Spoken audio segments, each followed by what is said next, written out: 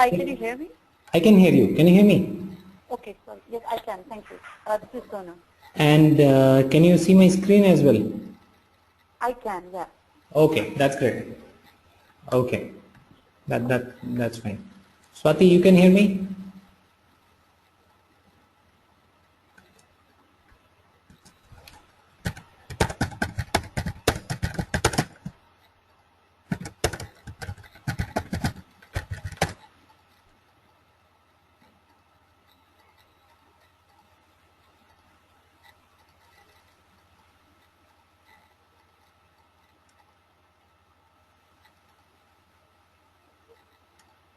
Hello, Swati. Can you hear me? Balaji here.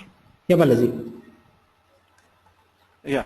So, guys, some are on phone, some are on. We all agree to that, right? So first of all, we need to understand what basic kind of an application that they have given, and then we can do everything on that, right? So we started discussing about a small case study, and we are talking about a company. Let's say we take an example of a small company which is into manufacturing and selling laptops. Okay, so the people who were there in yesterday's session are aware of this. People who have joined today for the first time, for them, ABC Limited. It's a small company. They manufacture laptops and they want to sell it to companies, which means they just want to sell it to corporates, no individual sales. All right. And we will take this as an example, all right, to understand the CRM application which has been provided by Salesforce, the default CRM application which has been given by the salesforce.com. Okay, so here it is on my screen. You see the default, when you log in into Salesforce, this is the first application that you get to see. All right, so we'll understand this application with the example of that particular scenario. ABC Limited manufactures laptops and wants to sell it to companies. So we'll take that example and we'll understand how Salesforce can help ABC Limited in maintaining their CRM step by step, and help them track everything. All right. So the first thing that we are going to talk here is campaigns. There is something called home and chatter before campaigns, but don't worry about that. I'll come to that later. We'll start talking about campaigns. Okay. Before we talk about campaigns, let's understand that every company does certain marketing activities, right? Promotional activities. Straight away sales does not happen, right? Either they put some advertisements, or they call these clients, or they send emails, or they publish something on their website. So something needs to be done, right? So all those marketing activities need to be tracked under campaigns. Okay, so this is where all your marketing initiatives will be tracked. Let's say ABC Limited is planning to do a seminar. Okay, let's say our ABC Limited plans to do a seminar. Along with other activities, they are planning to do a seminar from 15th to 18th of March. So that information should be tracked under the campaigns table that we have. So how is that done? You just need to go to campaigns, click on new,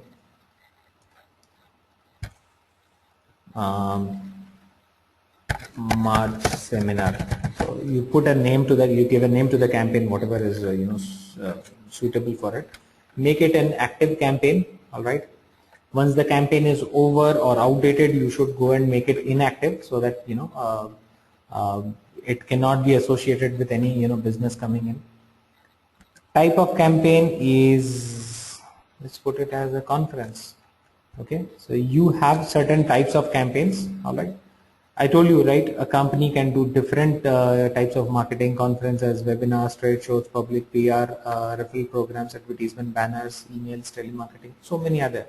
If you want more, or if you want to remove some of these, you can do that. So that is something which we will learn, how to remove, how to add these things, how to customize. That is something which we'll learn after a couple of sessions, right?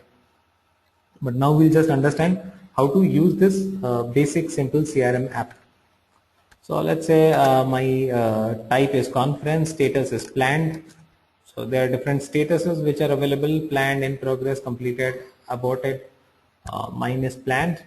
It starts, I told you, it starts on 15th of March, let's say 16th of March, it goes till 18th of March, 3 days. I'm expecting a revenue of, let's say, $300,000. And my budgeted cost for this campaign is $10,000. And my actual cost for the campaign is something which I'll get to know only after 18th of March. So I can leave this field blank. Okay. Only the fields which are marked red with the red mark are mandatory or required fields. Others can be left blank. So whatever information you have, you will enter that information. What you do not have, you can just leave it blank. Expected revenue response, how many people will respond? I expect 3% people to respond back. How many people am I, reaching through this campaign? Let's say I'm trying to achieve, planning to reach at 1,000 people through this campaign. That's it. So enter the details, save it. Alright, so this is what a company should initially do. Before they start doing any campaign or promotional activity, all the campaigns should be tracked under these campaigns. Alright, why is this important? Because till the time you're not tracking your campaigns, you can never track which business came from which campaign. I'll give you a simple example. A few days back, in fact, sometime end of 2014, I was talking to a real estate company in India, and this is a pretty big company, and they are doing a good quite a good business. And I was asking this guy that do you have any idea which of your marketing strategies work for you, works better for you, or do you have any idea what is the percentage of business that you get from a particular marketing strategy? They have different ways of promoting their business. They do hoardings, they do newspaper advertisements, and then they spend certain amount on these search engine optimization and stuff like that, right? So there are 4 or 5 different ways of marketing that this company is doing. My question to them was that do you have any understanding which marketing plan works better for you? And these people had no clue. They said no. They spent a certain amount on each of them, but they did not have any clue on which one was better, whether newspaper was getting them more business or the hoarding was getting them more business. They did not have any clue. So, and then my next question to them was, then how do you understand where you need to put money? And they said that no, we have been just putting money, for years into certain campaigns, and that is how we have been doing, and we are getting good revenue. Overall, they are getting good revenue, right? Which means they do not have an understanding of whether what is the percentage of business that they get from hoardings, what is the percentage of business that they get from newspaper ads. No? Because they do not have any mechanism of tracking that. When a customer comes to that, most of the times you will see that businesses do not do this. When a customer comes to them, they do not try to figure out whether that customer came through a hoarding or a newspaper ad or through a phone call, something like that. That is a traditional way of doing business. Companies actually, there are some small companies or some mid-sized companies which actually do business in that form, and even some big companies do business in that form, that they just keep on doing the promotions without even understanding whether that promotional activity is fetching them some revenue or not, right? That is the reason why CRM first of all talks about campaigns. All your campaigns should be put in one place, so that every business that comes to you, every revenue that comes to you can be associated with a certain campaign, right? And then if it is associated with a certain campaign, then you will get to know that, okay, expected revenue, whether you reached that expected revenue or not, budgeted cost you have, actual cost you will have. You need to understand whether you were actually able to get back the money that you spent on the campaign, and after that were you actually able to reach that expected revenue, whether you were able to exceed the expectation, or how did it work. Why is it so important? It's so important so that this time whatever you are putting, that's absolutely fine, but next year when you plan for the same kind of campaign, if you have numbers, you can easily decide whether you need to put more money on this whether you need to make it 20,000 or you need to make it 5,000. Fine. So any good company which does a business according to a plan, decides on their marketing roadmap start of the financial year, decides on their marketing budget start of the financial year, and also decides on which all areas they are going to put the marketing money into, right? So this campaigns table will help them understand and analyze the marketing plan. All right. So this is the first step. All right. So all the campaigns or marketing activities that a company is doing, those should be tracked under campaigns. The way we did this one, the same way. If you have another seminar happening in April, go ahead and click on new, add that one. If you have one happening in May, if you have a television ad, running in February, add that one. Every bit of promotion which includes any effort or which includes any money from your side, it's good to track that. Now, so that you know what is the source of a certain revenue coming to you. All right, that's one. Now, the moment these promotions are done, let's say this March seminar we are doing, we have invited people, they are coming, they come and they listen to the seminar, they see our products and everything. Some of them will show interest, right? Let's say I have invited 1,000 people. I said I have invited 1,000 people and I expect 30 people to turn up, and out of those 30, 5 of them came to us and said we are actually interested, we want to buy your product. That is how it works, right? Those inquiries should be tracked under leads. So this is the second table, leads, where you track all the inquiries. So let's say I got someone from IBM Limited,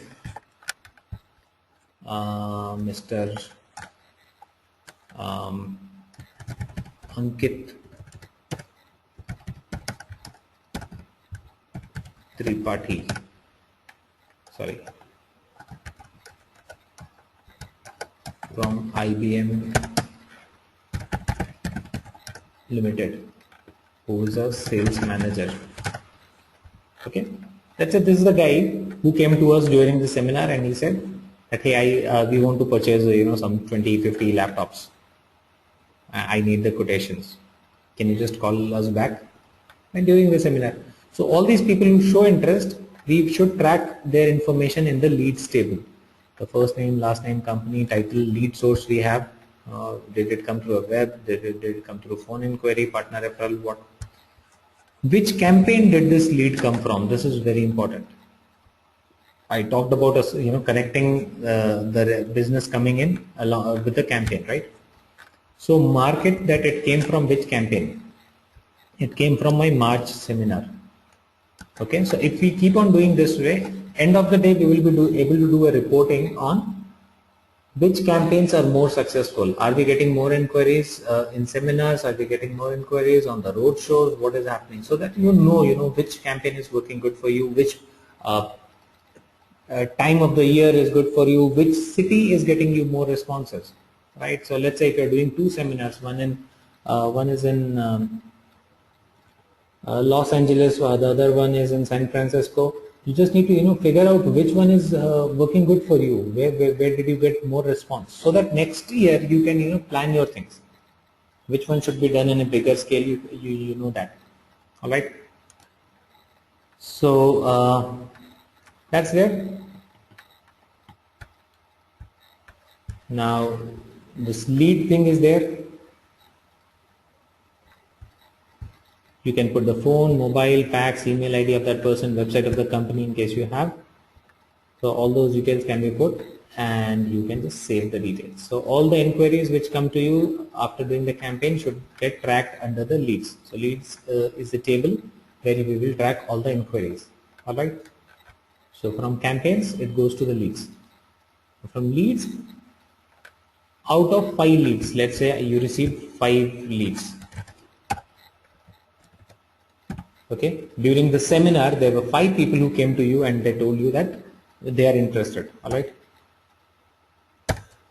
you come back, you have done the seminar, you come back to your company and you give these 5 leads to your sales representatives. Now these are the people who are going to call and follow up, right? Now when they start calling these 5 people, do you think each and every one of them will respond back? The chances are rare. Some of them will not respond. Some of them will say that no, we are not interested. That is what happens. You also go. Sometimes we go to certain places and we find someone asking if you are interested, and then we just say that no, I am not actually interested. I just was asking, or I was just inquiring on the pricing or something like that. So some people will be there, out of this 5, some of them would actually not be interested, and they would just have shown some sort of interest. Some will be interested, all right. So people who are not interested, you don't need to do anything for them. The sales representative does not need to do anything for them. They can just stay in the leads table, all right. But the ones who are actually interested, who are showing more interest and who want to go ahead and have further discussions on buying the laptops, for them what we'll have to do, we'll have to do 2 things. One, we'll need to break those leads. So out of 5, let's say 4 of them are not that interested right now. Okay. One guy or one person is there who seriously is interested. So what we need to do, we need to create an account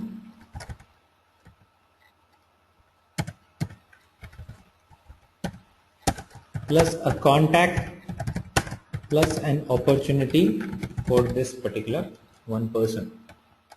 Okay, account will have the company information like IBM Limited and all.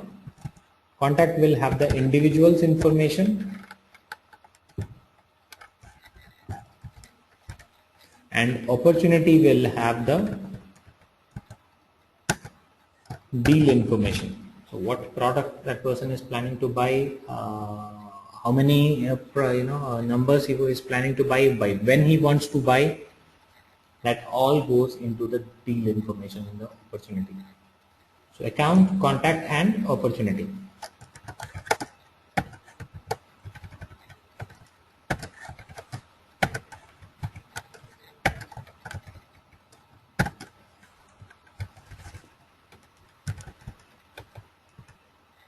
Clear?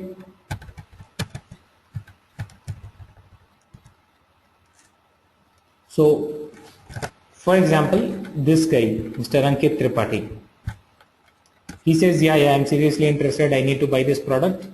Okay. And, but he also tells us that I am just a sales manager. I cannot buy laptops. For, selling the laptops or for purchasing laptops, what I need to do is I need to consult the procurement department, and someone from that team will contact you to purchase the laptops. Quite possible, right? So in that case, what we'll need to do, we'll need to convert this lead into account, contact and opportunities. You see this account, company information will go here, contact, individual's information will come here, opportunity, the deal information will come here. Okay. So to convert a lead into account, contact, opportunity, we just need to go ahead and click on the convert button. We don't have to do anything else. We just need to click on convert. Converting a lead will automatically break this into company and individual information. Okay. So you can create an opportunity as well. So definitely one account, one contact will be created from that lead. One account and a contact. If you want, an opportunity will also be created automatically. See, if you do not want to create opportunity, you have an option of clicking on this, do not create any opportunity upon conversion in case. Okay. Want to create an opportunity, don't click on this, just click on convert.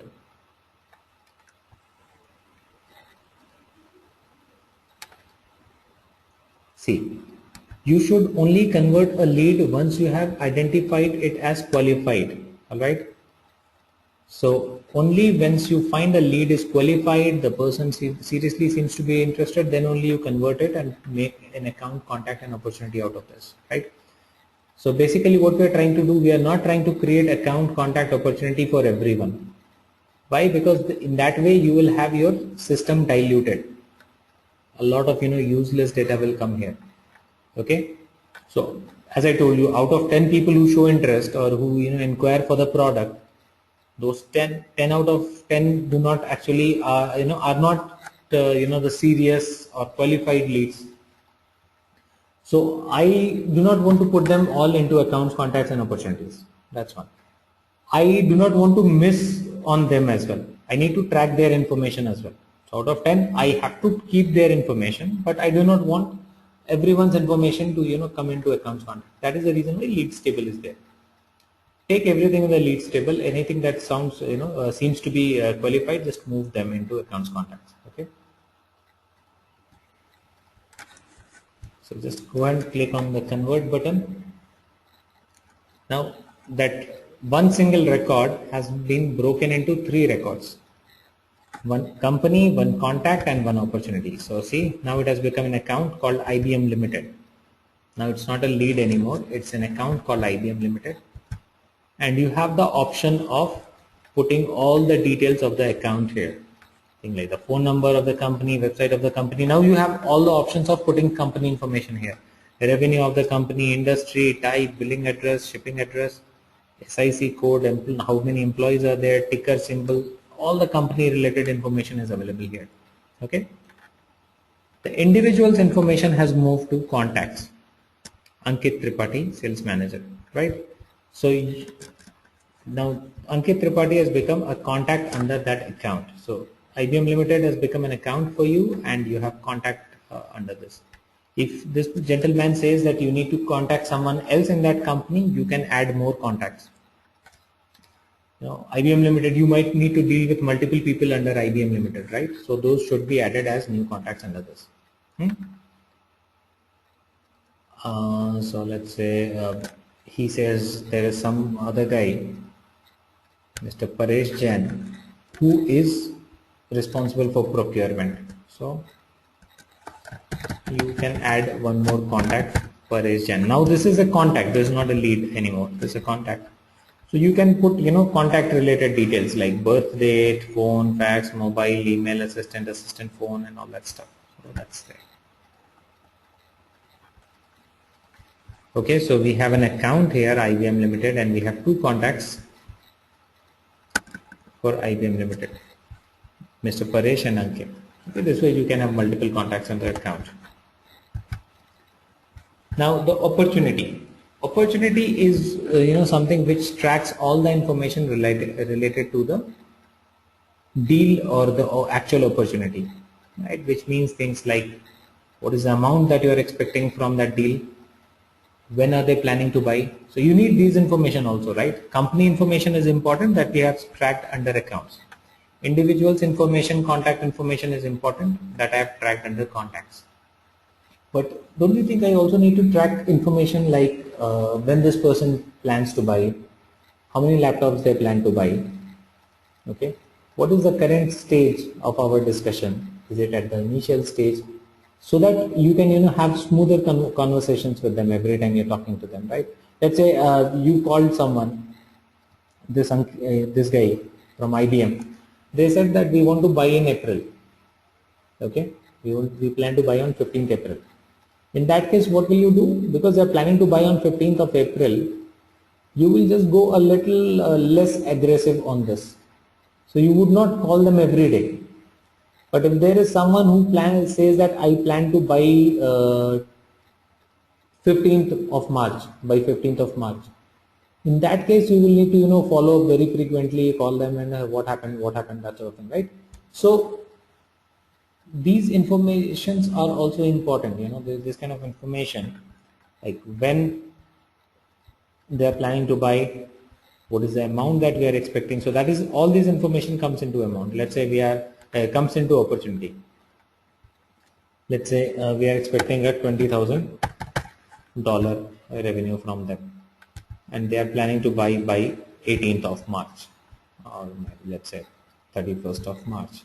So all this information goes inside this. Okay, and then there is something which is very important, which is called a stage. Okay, what stage your opportunity is in. So some opportunities will be at a very initial stage, the discussion has just started, it goes for qualification, it needs analysis, value proposition, identifying decision maker, negotiations are going on, right? So your opportunity can be at different stages, right? So this makes a complete life cycle of an opportunity. Okay, so every opportunity has a life cycle. It starts and then it ends. Okay, either it ends as a one opportunity or a lost opportunity. If you don't get the business, if you are not able to sell the laptops, you close it as a closed lost. So let's say someone said that I want to buy by 31st of March. You keep on following up, you try to sell them, but they go and buy it from Dell. And for you, it's a lost opportunity. So you should mark it as lost opportunity. There's no point, you keep on following up after that also. You know that they have already purchased. They are not interested in buying from you anymore. If they have purchased it from you, then you make it as a closed one opportunity, right? Now, the good thing about all this is that because you connected your lead with a campaign, the opportunity also gets connected with the campaign. Later on, we'll see all these things. But just for your understanding, we connected the lead with a campaign, right? The opportunity also gets connected to the campaign automatically, and all the closed won opportunities. Closed won are the ones where we actually got the business, right?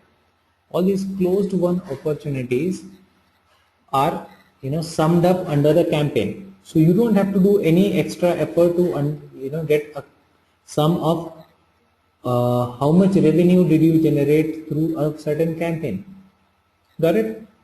So this is a good thing about the CRM system that they are using. Alright, so all these functionalities are already there by default in Salesforce.com.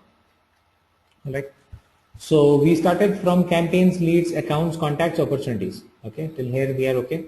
Forecast is is a tab which allows you to do a bit of forecast. We'll learn how the forecast thing is done and all. So forecast allows you to forecast the sales of, let's say, next 3 months, next 2 months, next 1 month, or whatever. Then we have contracts. Okay, whenever you close an opportunity, whenever you get a deal, you will sign a contract or agreement with a customer. All those contracts are to be tracked under this contracts object. So this is where you don't write the terms and conditions of the contracts. Okay, so let me make it clear.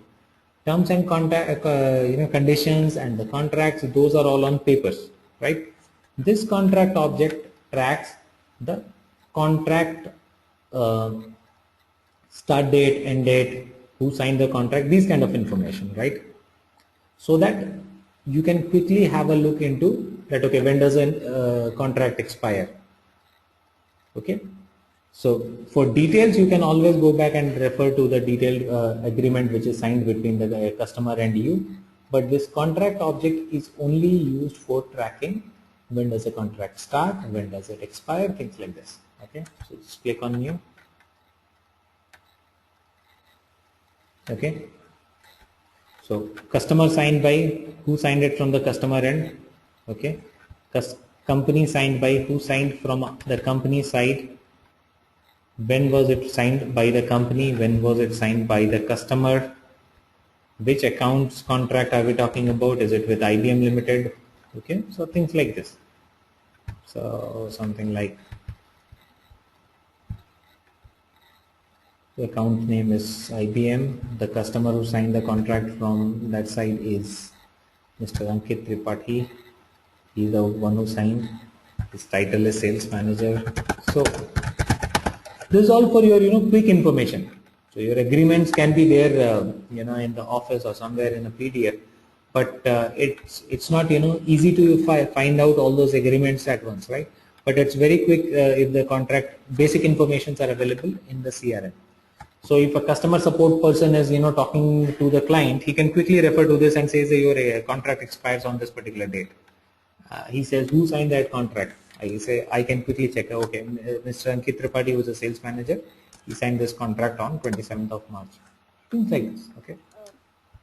Can we ask questions or should we wait end of the session? You can ask it now also. No problem. Okay. When I pick up an account, I select account name. Would it automatically? Would it look at the contract and say, and I go to the customer sign field? Will it look at the contacts and say which contact signed it, or do we need to configure that? You have to select which contact signed it. Okay. So for this IBM Limited, I have two contacts, Ankit, and there was another contact that I entered, Paresh, right? So we should, it's not a mandatory field. Okay, some cases it's not required. See, customer signed by, it's not mandatory. So some cases you can just track that I have a contract with IBM which starts on this date, ends on this date. But some cases it's a good habit to put a note of who is the contact from the customer side who signed it and who is the person from our side who signed the contract. All right. So that the information is available. Contract terms. It will not. Please go ahead. That's okay. Yeah, you can go ahead with the question. So it won't automatically pick up, like my question was that if I select IBM, will it only show me IBM contact name in customer signed by lookup? It won't. It will give me all contacts in our system. It will give you all contacts.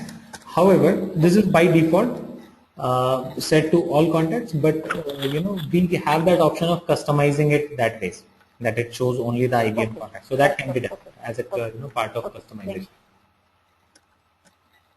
All right. So all the contract details goes into this contracts tab that we have. Okay. Then the orders that you take, then you take an order, the agreement is signed, you have taken an order. That order detail will go into the orders tab that we have. So we have an orders tab and order from which company. Okay, again the same, IBM Limited. Order start date is, let's say, 1st April. Okay, again the same concept, customer authorized by, who is the customer side person who authorized that order, what is the terms and conditions, contract number, so connected with the contract. All right, customer authorized by and company authorized by, what is the shipping address, what is the billing address, all this information. While we are taking order, we'll have to take care of all these things, right?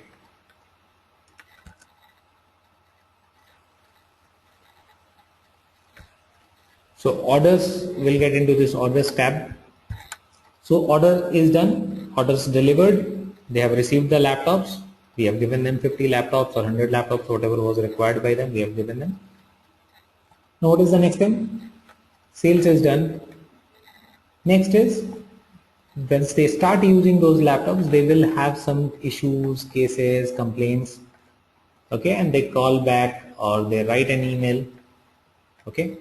Now once we receive these complaints or cases, those need to be tracked as well in the CRM system, right? So those will be tracked under cases tab. You see the cases tab here. Under this we will track all the cases. So just click on cases to track the case. Just give me 1 second.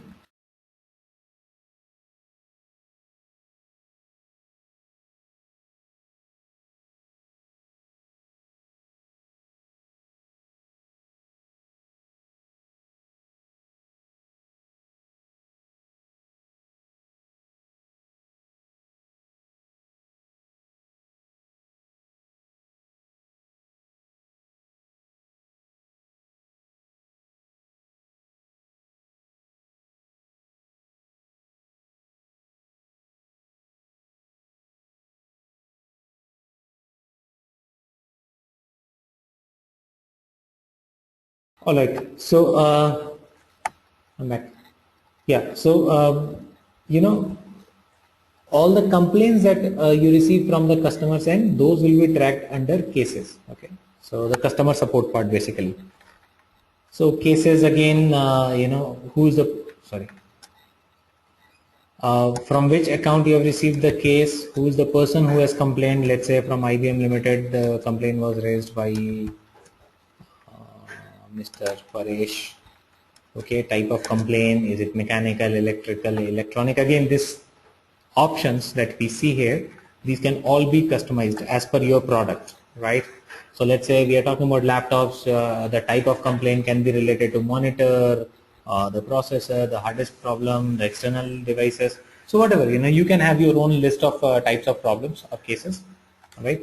Reason of the case can be there, installation, equipment complexity. So again, these options can all be changed. What is the status? Is it being it's a new complaint, it's being worked on, it has been escalated, so you can just put the status. Origin, did it come through a phone or an email or a website inquiry? Let's say it came through a phone, so save those details. Okay, now just like opportunity has a life cycle, it starts and then it ends, case also has a life cycle out of, right? So case will also get started somewhere and then it has to be closed. Okay, it's initiated, it started, and it needs to be closed. So that is about the case. We have another tab called solutions. What is solution? Solution is basically a tab where you can keep some of the common solutions listed. Let's say there is a common question that customers come up with, that the monitor is getting switched off after every 5 minutes. Okay, and the solution to that is that, okay, go and change the setting. Okay, so that's a common problem and there is a common solution for that. So this way there can be maybe 50 such things. So all those can be tracked under this solutions tab, so that my customer support team can quickly browse through that. Okay, so one will be monitor start issue. Please check the power plug. Something like this, right? So these are solutions to the most common problems. So that instead of creating a case for everything, the customer support team can quickly look into the solutions and help the customer with that. All right. The solution tab can also be used where there is one concept in Salesforce where the customers do have access to a self-service portal. It's called a self-service portal, where you give access to your customers to come and access Salesforce.com. Not all the data of Salesforce.com, but some part of the data. So solutions is a part of self-service portal as well. So where the customer can himself also search for the solution, instead of he raising a case and complaining, he can get solutions from there. So either the customer support team or customer himself can access solutions tab to get the solution to the most commonly faced problems. All right. And then we have another tab called products. This product is, as the name suggests, product. This is where you will list all your products. So that is another important thing. Along with all the information that I'm tracking here, the other thing that I need to track is the product. What is my line of product? If I have laptops, what are the different types of laptops that I have? Let's say there is one with all the functionalities, which are very high-end laptop, where there is another one which does not have that many functionalities, which has a lower RAM, lower hard disk. There's another one which is very, very basic. So that sort of thing, right? So those will be listed under the product. So you can have all your products, like for example this laptop N9050. So product code, okay, and you have an option of making a product active. Active means the product is still in the market. Sometimes some products are backdated, right? So those should be made inactive. The ones which are out of stock, not available, or the company has stopped manufacturing those products, those should be made inactive. The ones which are still in the market, still selling, should be active. Here, tell me if you are okay on this. Now, the other thing is reports and dashboards. So report and dashboard, as I told you, along with forecast, during our sessions, we are going to learn how to create reports. So reports tab allows you to create a report about anything, and whatever data we have in Salesforce, we can create reports for them. And we can also create certain dashboards for the data or for the reports that we have within Salesforce, right? So that is what we have. So that's the basic application here for us, right? So any company which wants to manage their customer relationship management or the CRM process within Salesforce, this is the basic Salesforce app for them. Okay, and you saw this is pretty good app. It has a lot of functionalities automatically in it. And what you need to do, you just need to understand how this app works, right? So anyone who uses this application just requires a 30-40 minutes of demo, the way I showed you the demo. And you are good to start using this app, right? But the objective of our training is not to use this app. So now you're good to use this app as an end user. However, during this training, we are going to learn how to customize things, how to develop new things, how to create our own apps, and how to control, things. Now, the complexities will come when you just need to control who will have what level of data access. Creating campaign is simple, but who will get to see which campaign, that is something which we will control as an administrator. If I need more functionalities into this, that I will add as a developer, right? So that sort of thing. If I'm a consultant, I should be able to understand what all standard functionalities are available by default, and I should be able to suggest my customer that what functionalities he can use to enhance his efficiency, the efficiency of his team, right? So that is what we are actually going to discuss during the training program as a whole. But I actually wanted you people to understand this app first of all, the default one that they have provided. And I'm hoping that we all understand it pretty well by now. Okay. Now the next thing that I want you to understand are a few other components on the interface. The top right corner. So these are all the tabs that we have seen. There is this home tab. Apart from this, I told you about home tab. Home tab is more like a home page. It has some small components like any specific dashboard you want to see, your recent items, all right, your recent conversations, your calendar, things like that are available in the home tab. There's a chatter tab. Chatter is basically internal social networking site available for the companies who use Salesforce.com, right? So doesn't it look like more like a Facebook? You can post your status and you can share it with others. Okay. Now, if you're thinking that why would we need this thing, this is required if you have a big sales team or a marketing team, and you just want to share some updates with everyone. Let's say IBM Limited said that they just want to hold on for three months before they buy laptops.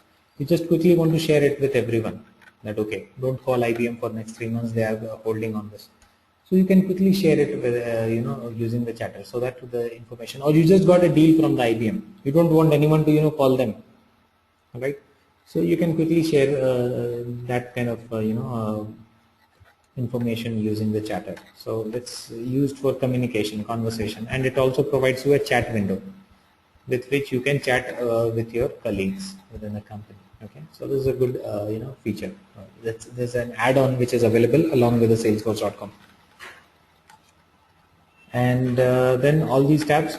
The top right corner that you see where sales is written, this is called the application drop down or apps menu. Okay, all your apps are listed under this: sales, call center, marketing. So the way we have a sales app, we have call center, marketing app also, and the other apps that we create, those will also be listed here. Okay, we'll learn more about how to create apps and all that stuff. We have a help link. This takes you to the Salesforce.com help. There's a setup link. If you click on setup, you will get to see a menu, setup menu in the left hand side. Okay, this is the menu for doing any sort of setup changes into the in your Salesforce, which includes things like making basic changes, controlling the access of the users, developing new applications, putting custom logics.